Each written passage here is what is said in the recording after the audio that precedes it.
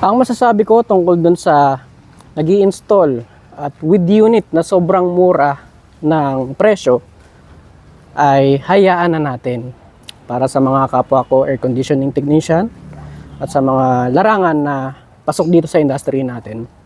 So ayoko na sana magsalita, pero syempre isa ako sa mga content creator na nandito sa ating industry ng air conditioning.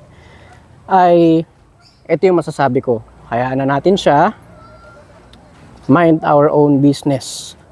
So panalo siya sa price war dahil nga kilala na siya at medyo mataas na, kaya na niyang magbagsak ng presyo ng sobrang baba kumpara sa ating maliliit.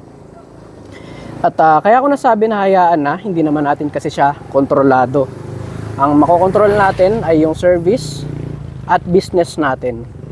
Actually, after may install lahat yung unit na sobrang dami na yan, kung sakaling makabenta siya, yung aapaw dyan ay sino ba ang sasalo? Tayo din. So, win-win yan. Sa tingin ko, yun yung basa ko sa nangyayari. At ganun din naman sa ating maliliit. May price war din. Di ba, minsan may mga bagsak presyo na cleaning. May mga sobrang taas na presyo ng cleaning. So ano magagawa natin? Sila yun, di ba? Hindi natin alam, baka may pangangailangan sila. Baka kailangan na kailangan nila panggatas ng anak nila, o may emergency, may sakit. So kailangan nila magbagsak ng presyo.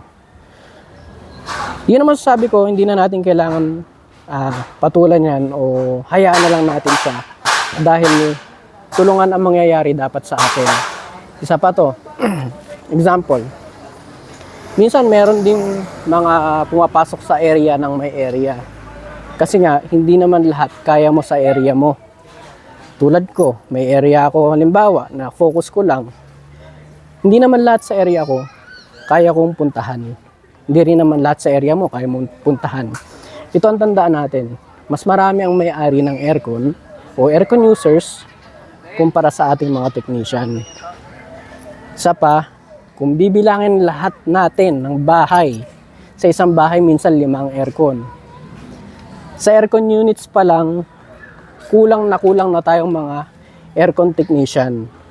So ang kailangan natin, magtulungan, magpataas ng antas ng ating serbisyo. I mean, galingan natin sa quality natin. Dahil tayo rin naman po magtutulungan. Hayaan na natin yung price war para sa akin. Sobrang hirap niyang price war na yan. Wala tayong magagawa dyan.